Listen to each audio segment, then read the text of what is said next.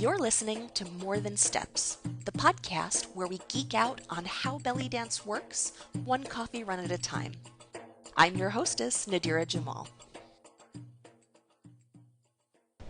Can you pat your head and rub your belly at the same time? I can, because I taught myself how to do it when I was 7. I started by placing one hand on my head and another over my belly button and patted them both together at the same time. Then I started using the lower hand to start patting little dots in a circle on my belly. Then I smoothed out that circle and removed the pat. Now I can even do it while I'm shimmying. Playing zills while moving feels a whole lot like patting your head and rubbing your belly. When you're new at it, any playing while moving feels impossible. But even when you get more experienced, mixing challenging zills and challenging moves can feel just as difficult as when you're first learning. The reason for that is that when we play and move at the same time, we're trying to manage two separate and complicated actions. But there's a trick that I use with my students and in my own practice. I just sing a little song. But it's a very specific song. The rhythm of my song is sung to the same pattern that I'm playing on my zills. And the words of my song describe what I'm doing in the body. For example, if I'm doing step hip with the threes pattern, I do take a step and a hip, take a step and a hip. And for the record, I stole this idea from a dancer in California named Mesmera. When I was a newbie, she had a great VHS tape on how to play finger cymbals. And her example was tap your foot, tap your foot. So why does this help? Well, it takes two separate actions. Your fingers doing one action and your body doing a totally different action to a different rhythmic pattern, and it turns them into a single action, following along with the lyrics.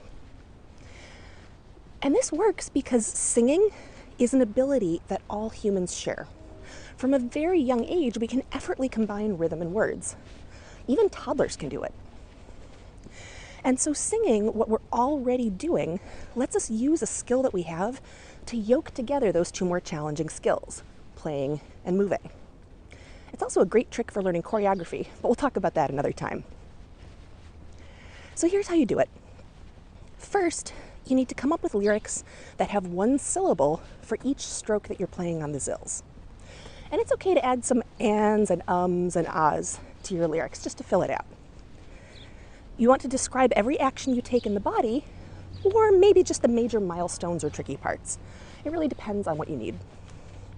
So you might want to try take a step and a hip, take a step and a hip for threes, or drop and kick and then drop and a kick if you want to do the belly pattern along with that drop kick movement. And here are a few tips to help you use this effectively. Do make sure that the description of what you're doing happens as you're actually taking that action. If they're out of sync, it's not going to be effective. So for example, if you're doing take a step, then it's important that the word step happens while your foot is touching the floor. Don't let hang-ups about singing stop you from using this. If you feel really uncomfortable about singing, you can think of it as chanting or reciting if you want to. And it doesn't really need a melody, so you can think of it as speaking rhythmically.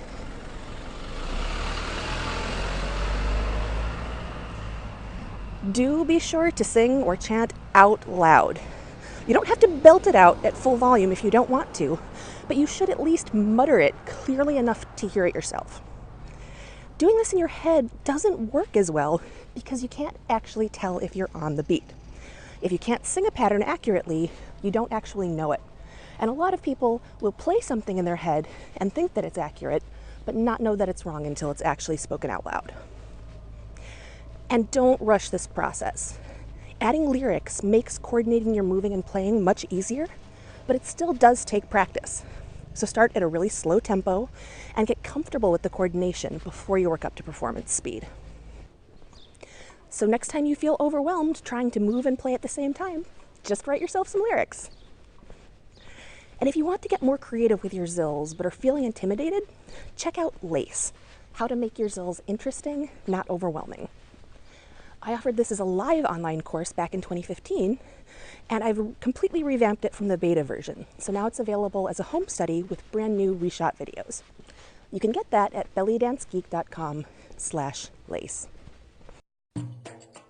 Thanks for listening. For more geektacular resources, visit bellydancegeek.com.